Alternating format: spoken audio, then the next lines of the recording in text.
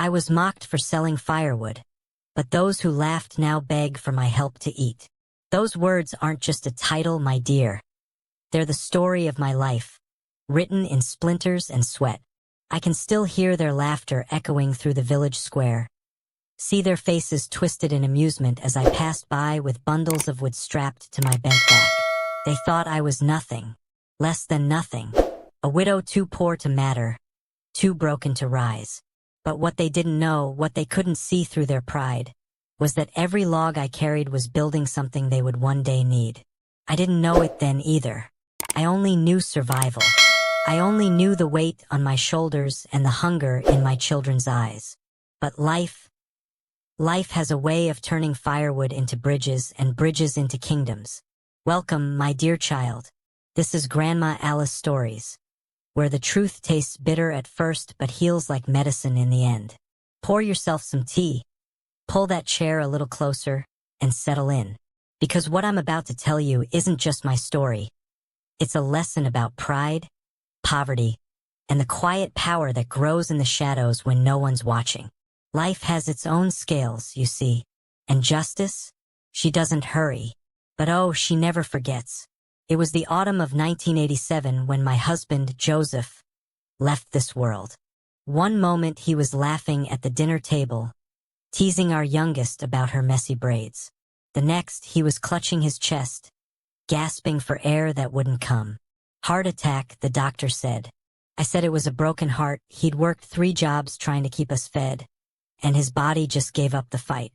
I was 42 years old, a widow with 4 children under 15 and a house that leaked when it rained. No savings, no insurance, just a pile of unpaid bills and a garden that barely grew enough tomatoes to fill a pot. The village we lived in wasn't cruel by nature. It was small, quiet, the kind of place where everyone knew your name and your business. But poverty has a smell, you see. It clings to your clothes like smoke. And once people catch a whiff of it, they step back. They whisper. They pity you with their eyes but close their wallets with their hearts. I tried everything at first.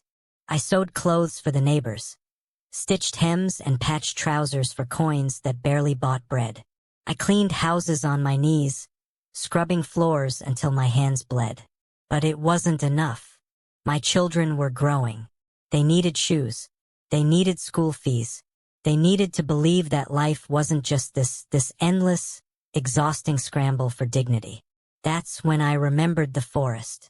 Behind our village stretched miles of woodland, thick with oak and pine, untouched by most because it was hard work to harvest. But I wasn't afraid of hard work. I was afraid of my children going hungry. So one morning, before the sun broke the horizon, I took Joseph's old axe from the shed, wrapped my headscarf tight, and walked into those trees. The first day, I could barely lift the axe. My arms shook, my back screamed, but I kept swinging. I cut down a small tree, chopped it into logs, and dragged them back on a wooden sled Joseph had built years ago for hauling firewood in winter. By the time I reached the village square, the sun was high and my dress was soaked through with sweat. I sat there on the dirt road with my pile of firewood, waiting for anyone to buy. That's when I heard it. Laughter. Martha was the first. She stood on her porch across the road, one hand on her hip, the other pointing at me like I was some kind of circus act. Look at that! She called out to her daughters, who came running. Grandma Alice is selling firewood now. What's next, Alice? Gonna start begging at the church steps. Her daughters giggled. Others joined in. Even the shopkeeper, a man I'd known since childhood, shook his head and turned away, as if my poverty was contagious. I didn't cry. I didn't shout. I just sat there, my hands rough and bleeding, my heart folding in on itself like paper in a fire. Because the worst part wasn't the laughter. It was the silence that followed. The way people walked past me without meeting my eyes, as if I'd become invisible the moment I became desperate. But someone did stop. Old Mr. Tanya, the blacksmith, limped over with his cane and looked down at my pile of logs. How much? He asked. I named a price so low it hurt to say it out loud. He nodded, paid me without a word, and had his grandson carry the wood to his forge. Before he left, he looked at me, really looked at me, and said, "Honest work is the only work worth doing, Alice. Don't let them take that from you." Those words kept me alive. I went back to the forest the next day, and the next, and the next. My children helped when they weren't in school, dragging branches, stacking logs. We became known as the Firewood family. People stopped laughing after a while, not because they respected me, but because they got used to me. I became part of the landscape like the trees I cut down. Invisible again, but in a different way. Martha and her family, though, they never stopped. She lived in the nicest house on our street. 2 stories, painted blue, with flowers and boxes under every window. Her husband worked at the bank. Her daughters wore store-bought dresses and shoes that clicked on the pavement. Every Sunday after church, they'd parade past my house in their finery. Noses high, eyes sliding over me like I was dirt beneath their feet. "Still selling firewood, Alice?" Martha would call out sweetly, as if she cared. My. Some people just never learn to climb out of the mud. Do they? Her daughters would snicker. Her husband would smile.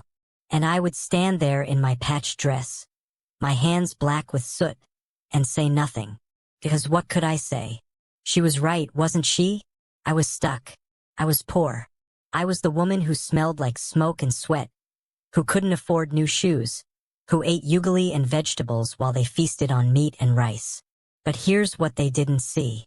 Every coin I made from that firewood went into a jar I kept hidden under my bed. Every single one. I didn't spend it on new clothes or luxuries. I saved it. I planned. And slowly, so slowly I almost didn't notice, the jar began to fill. One day, a man from the city came through our village. He was building a new school 2 towns over and needed timber. Lots of it. He'd heard about the Firewood woman and wanted to know if I could supply him. I looked at my calloused hands, at my children watching me with hope in their eyes, and I said yes. I didn't have enough trees of my own, but I knew every inch of that forest. I knew which trees were ready to fall, which would burn clean, which logs would hold strong. I hired men from the village, men who'd once laughed at me, and we worked. We harvested. We delivered. And I made more money in 3 months than I'd seen in 3 years. That's when everything began to shift. I didn't buy a fancy house right away. I didn't parade my success. I reinvested. I bought more tools, hired more workers, expanded into furniture making. My eldest son, bright and hungry for education, got a scholarship to university because I could finally afford the application fees. My daughters started wearing clean, neat dresses, not fancy, but dignified. And Martha? Martha was still laughing, still mocking, still convinced that I was beneath her. She had no idea what was coming. That night, as I sat on my small porch counting the week's earnings, I saw her across the road. Martha, standing in her blue house with all the lights on, her daughters laughing inside, her life sparkling like a jewel. And I thought to myself, she has no idea how fragile light can be. I didn't know it then, but the wind was already shifting. Pride, I would learn, is a house built on sand. And when the storm comes, and it always comes, only those who built on solid ground remain standing. I went to bed that night with splinters still in my palms and hope still in my chest. Because I knew something Martha didn't. The fire I was building wouldn't just warm my family. It would burn bright enough to be seen for miles. And one day, sooner than anyone expected, she would need that light to survive. They say pride comes before a fall, but nobody tells you how loud the crash sounds when it finally happens. I heard it from across the street. Not with my ears, but with my soul. The kind of sound that rumbles through the earth before anyone else notices the crack. Martha's world was crumbling, piece by perfect piece. And she didn't even know it yet. But I did. Because I'd learned something in those years of carrying firewood on my back. How to read the weight of things before they break. And her life, it was about to shatter like glass dropped from a great height. Welcome back, my dear. I'm so glad you returned. This is Grandma Alice Stories, where we don't just tell tales. We live them, breathe them, and learn from them.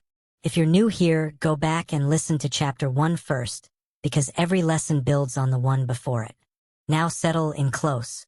What I'm about to tell you is the part of the story where God stops whispering and starts speaking loud enough for everyone to hear. Justice doesn't wear a clock, child, but she always arrives on time. 3 years had passed since that city contractor discovered the Firewood woman. 3 years since my little operation became something bigger than I'd ever dreamed. By 1990, I wasn't just selling firewood anymore. I was supplying timber to construction sites across 3 districts. My workshop employed 15 people, most of them men from our village who'd once walked past me without a glance. Now they called me Madam Alice and tipped their caps when I drove by in the used truck I'd bought to transport materials. I still lived in my small house, the one that leaked when it rained, but I'd fixed the roof, bought new beds for my children, put away enough money that none of us went to sleep hungry anymore. My eldest son, Timothy, was thriving at university, studying engineering. My daughters were in good schools, their uniforms crisp and clean. We weren't rich, but we were no longer poor. And that difference was everything. Martha, though. Martha was still Martha. Her blue house still gleamed in the sunlight. Her daughters still wore their fancy dresses to church.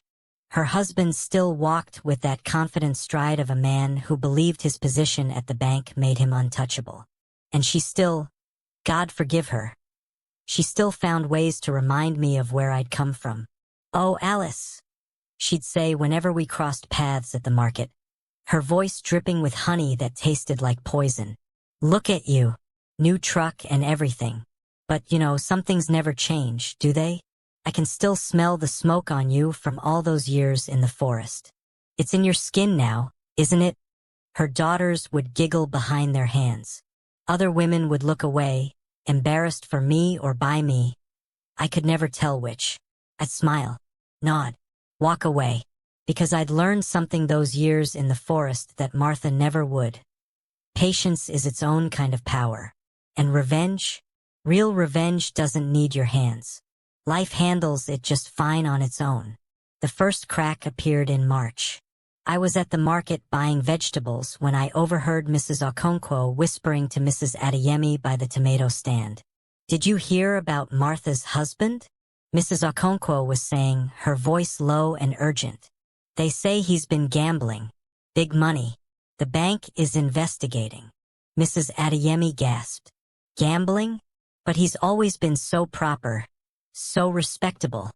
"Proper men have the darkest secrets," Mrs. Okonkwo replied, shaking her head. "My cousin works at the bank. She says thousands are missing from accounts he managed." Thousands. I didn't say anything, just bought my tomatoes and left. But I thought about it all the way home. Thought about how Martha's husband used to look at me with such disdain, as if my poverty proved some moral failing. Thought about how he'd once told his daughters, loud enough for me to hear, "This is what happens when people don't plan for their futures. Look at poor Alice." A cautionary tale. Now he was the cautionary tale. By June, everyone knew. Martha's husband was fired from the bank.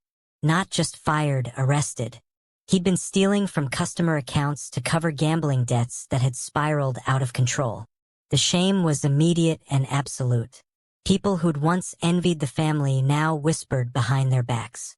The blue house that had seemed so bright suddenly looked garish, like costume jewelry under harsh light.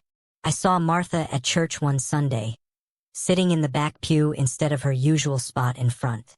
Her daughters flanked her like bodyguards, their faces hard and defensive. Her husband was in jail awaiting trial. She wore the same dress she'd worn the week before, and the week before that. The flowers in her window boxes had wilted, brown and forgotten.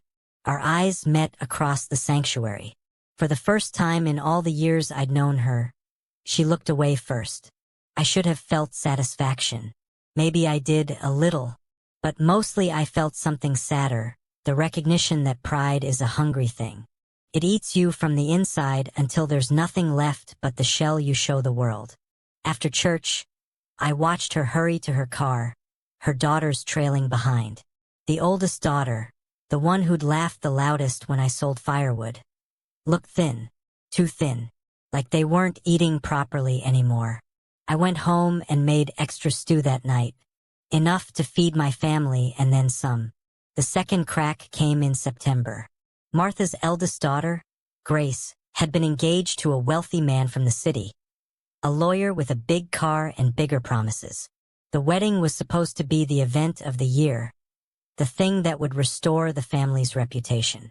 Martha had talked about nothing else for months before her husband's arrest, describing the venue, the dress, the guest list with an obsessive pride.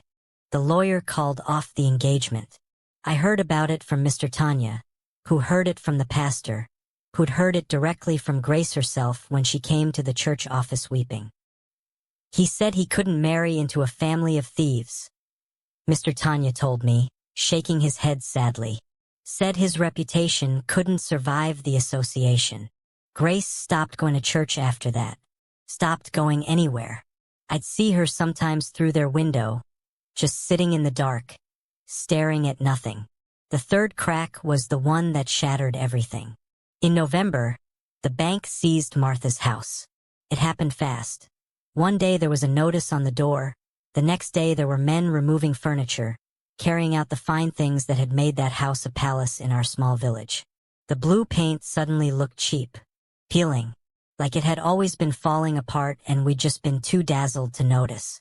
Martha stood on the sidewalk with her daughters, watching strangers carry away her life in boxes and bags. She wasn't crying.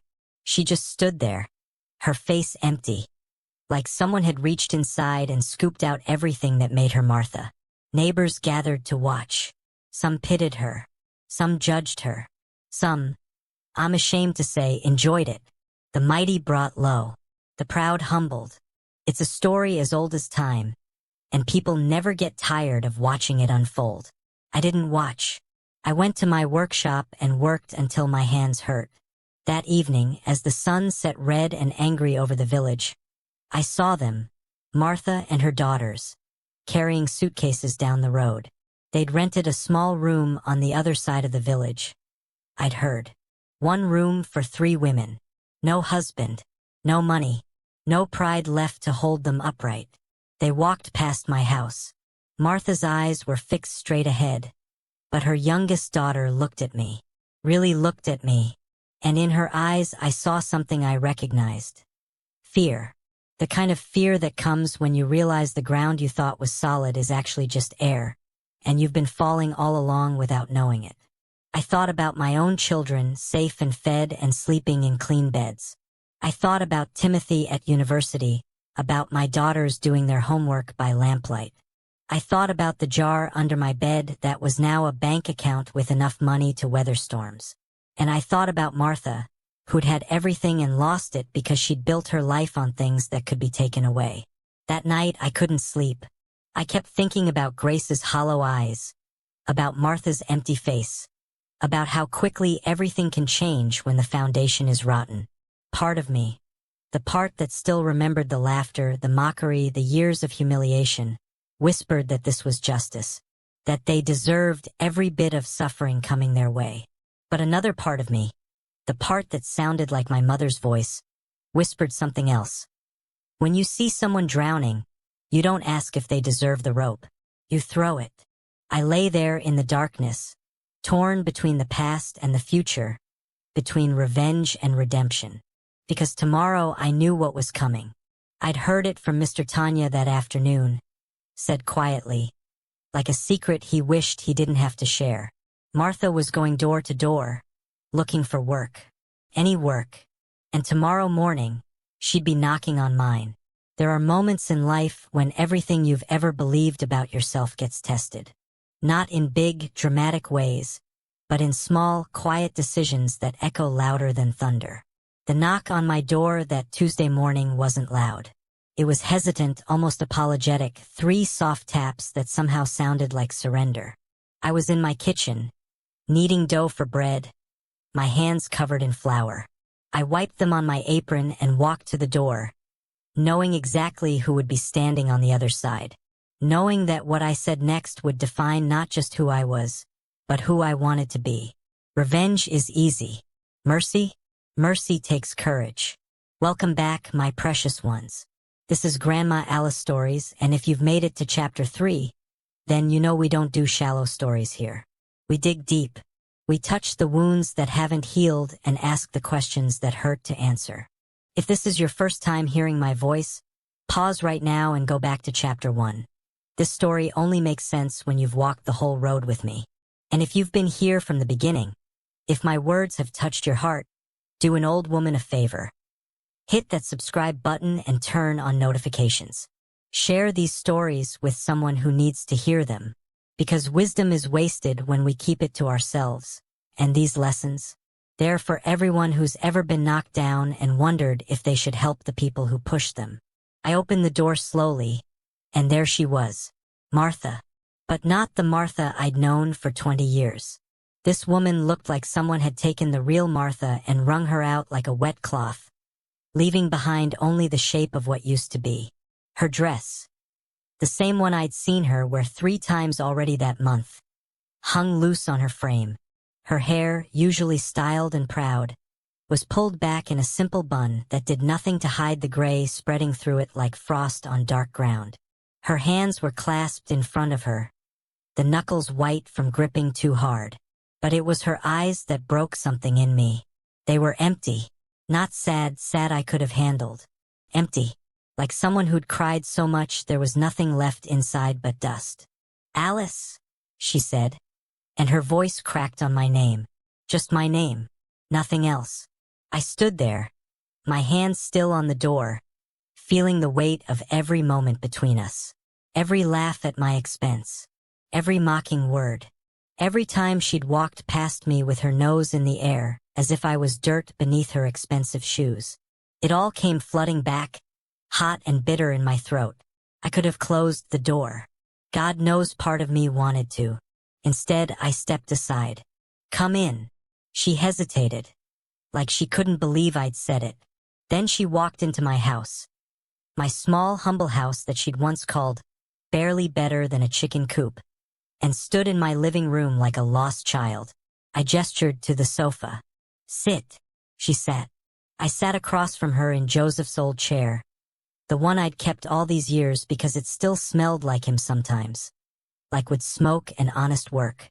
The silence between us was thick enough to choke on. Finally, she spoke.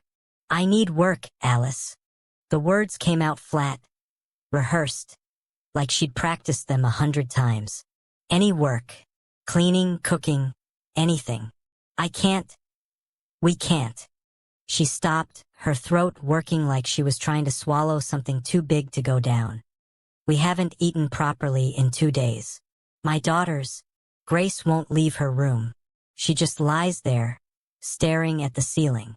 And I don't know what to do anymore. I watched her carefully, watched the way her hands trembled in her lap, watched the way she couldn't quite meet my eyes. And I thought about all the times I'd sat in other people's homes, begging for work, feeling my dignity leak out of me with every word. Why me? I asked quietly. There are other people in this village. People who didn't. I paused, choosing my words carefully. People who were kinder to you than I have reason to be.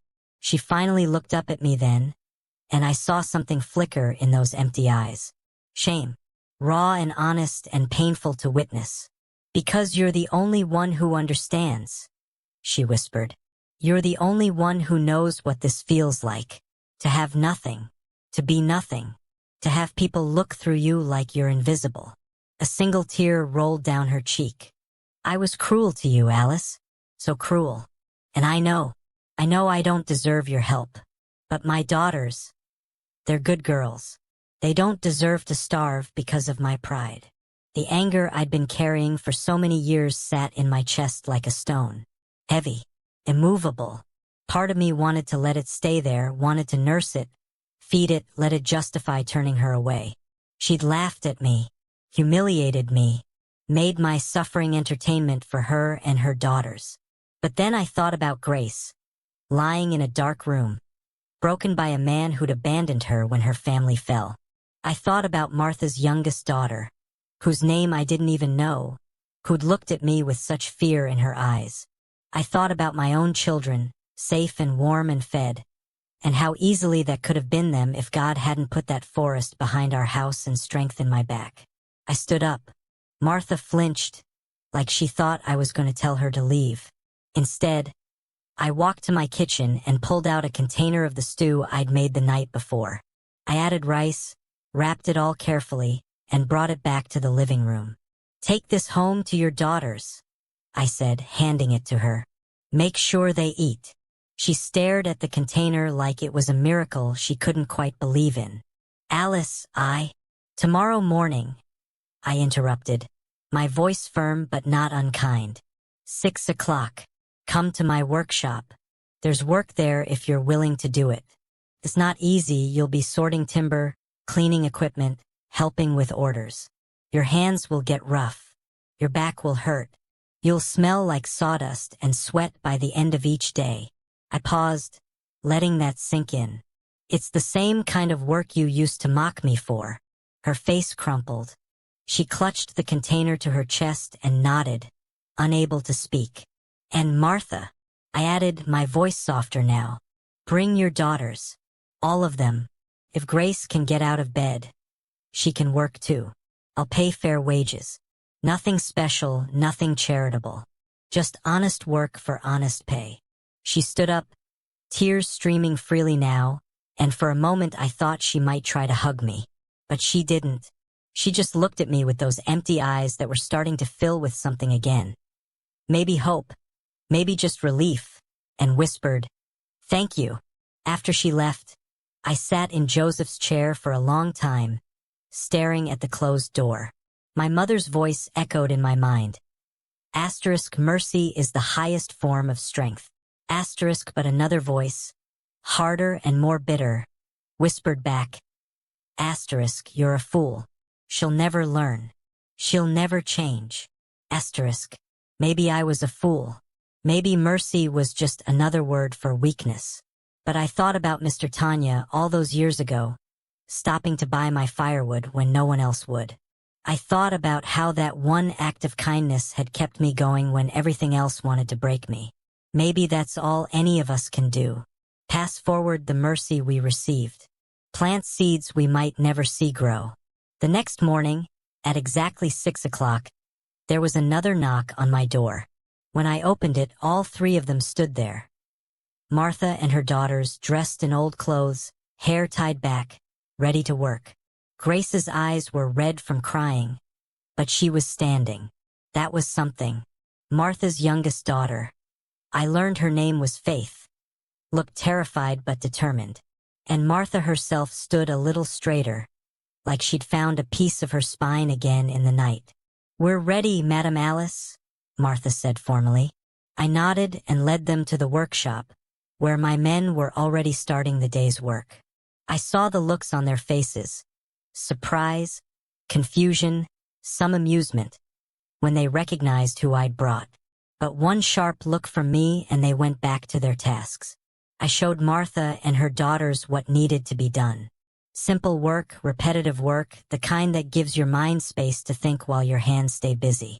They worked silently, methodically, and I watched them from across the workshop. This was the moment I realized. The moment when everything could have gone a different way. When I could have chosen revenge and felt justified. When I could have slammed the door in Martha's face and slept soundly, knowing karma had done my work for me. But I'd chosen differently, and now I'd have to live with that choice, whatever it brought. That first day, Martha worked for 8 hours without complaining once. Her soft hands blistered, her back bent under the weight of timber she wasn't used to carrying. Her daughters struggled beside her, learning what their mother had once mocked me for knowing. And at the end of the day, when I paid them their wages, honest money for honest work, Martha took the bills with hands that shook and whispered, "I'm sorry. For everything. I'm so sorry. I didn't say I forgive you. Not yet." Forgiveness isn't a light switch you flip in one moment. It's a candle you keep lighting, day after day, until eventually the wick catches and stays lit on its own. But I nodded, and that was enough for now. What I didn't know, what none of us knew, was that our story was far from over. Because mercy, real mercy, always demands more than one moment of kindness. It demands consistency, patience, the willingness to keep choosing compassion even when the people you're helping make it hard. And Martha? She was about to make it very, very hard. My dear ones, if this story has touched your heart, if you felt the weight of these choices alongside me, then please subscribe to Grandma Alice Stories and turn on that notification bell so you never miss a chapter. These lessons don't end here. Life never does. And I have so many more stories to share. So much more wisdom to pass down from this old heart to yours. Share this video with someone who needs to hear it. Someone who's struggling to forgive. Someone who's been mocked and broken and wonders if kindness is worth the cost. Let them know they're not alone. Drop a comment below and tell me, would you have opened the door? Would you have chosen mercy or justice? I read every single comment, and your wisdom teaches me just as much as I hope mine teaches you. Until chapter 4, my precious ones, may your hearts stay soft even when life tries to harden them. May your hands stay open even when you're tempted to close them into fists. This is Grandma Alice, reminding you that the same hands you mock on your way up may be the only ones strong enough to catch you on your way down. See you soon.